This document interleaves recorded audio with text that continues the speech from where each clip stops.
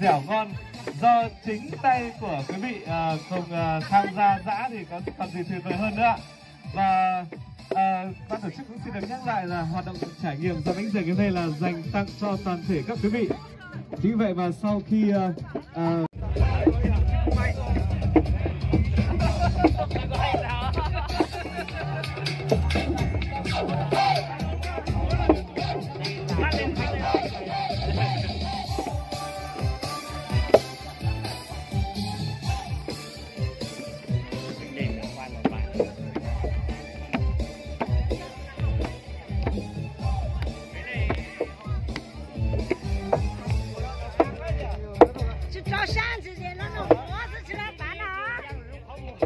vâng ạ, và vừa này cùng với lại anh Sầu chủ tịch Ủy ban nhân dân xã.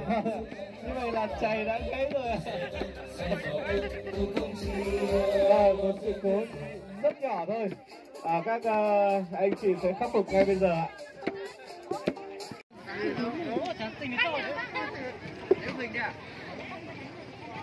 Dưới sức tính 2 và vị trí chuẩn bị.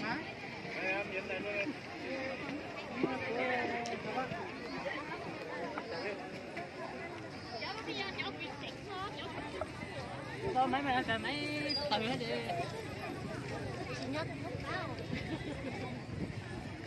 ban lãnh đạo, thưa quý vị khán giả và du khách thập phương, bánh dày theo truyền thống là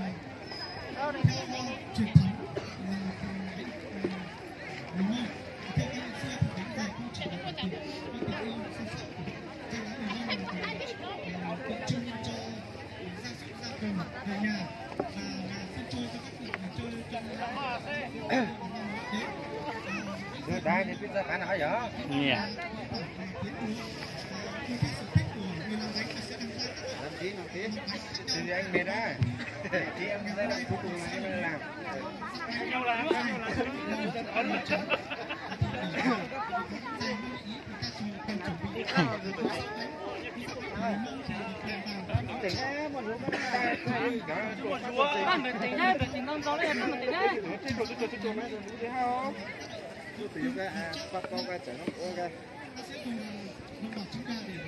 Dạ, không.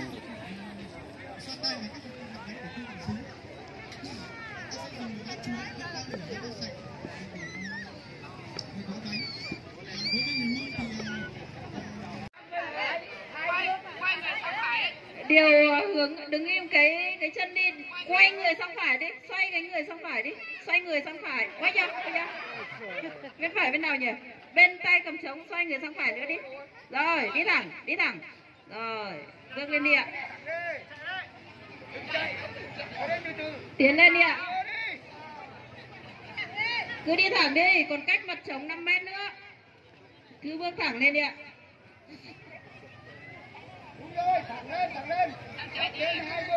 Đúng rồi, nghe cậu phụ dẫn trò đi.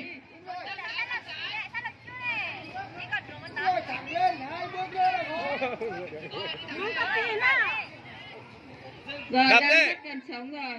Đập. Rồi, cảm giác chúng ta đến trống chưa? Đang rất gần trống rồi, giơ tay lên đi ạ. Vâng, đang rất gần trống rồi. Rồi, chúc mừng người chơi của chúng ta. Tí chia quà cho cậu phụ đây nhá. Đây, công của công mà. Nhớ chia quà cho cậu phụ đây. Vâng, người chơi tiếp theo đến từ tổ 3 thị trấn Vũng Trải.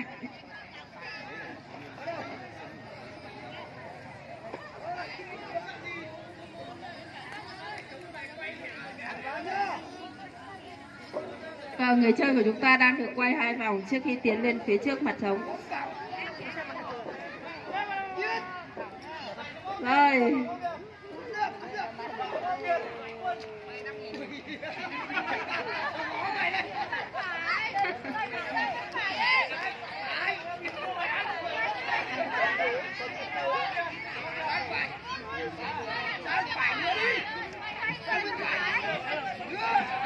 Đi thẳng đi. Đi thẳng.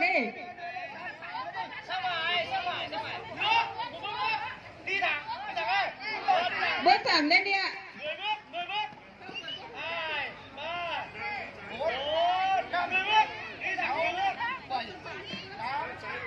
Vâng, người chơi của chúng ta đang rất cẩn thận đấy ạ. Vâng.